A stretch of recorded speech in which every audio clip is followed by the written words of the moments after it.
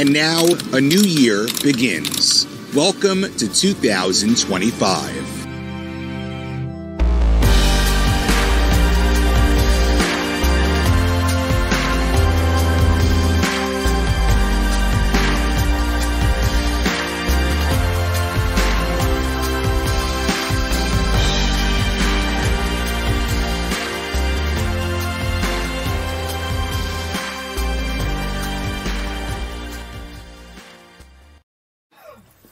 Gospodari și gospodine, primiți caprele cu mine! Primim! Mare verde și o alună, bună seara, seara bună! Iar deschideți porțile să intre căprițele!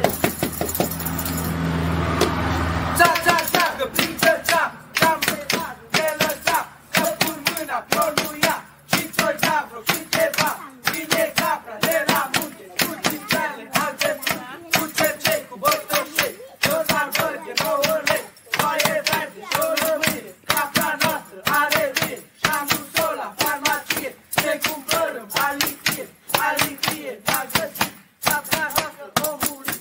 Măi, țigane, țigănaș, împrumut-o cu țutaș, să iau sânge de la capri de hai să până capra. Măi, ciobane, nu te ia, că eu știu a descânta. Baba, când m-a făcut, prin descânteș m-a făcut.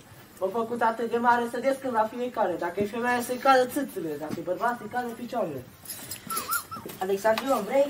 Nu-ți dau că te înveți. Bomboară, vrei? Nu-ți dau că te nici. Las că știu eu ce vrei ție. Ciubane, adu vota. Sare sus ca o căpriță, foaie verde, m-a tostat, capra noastră o învia, și-am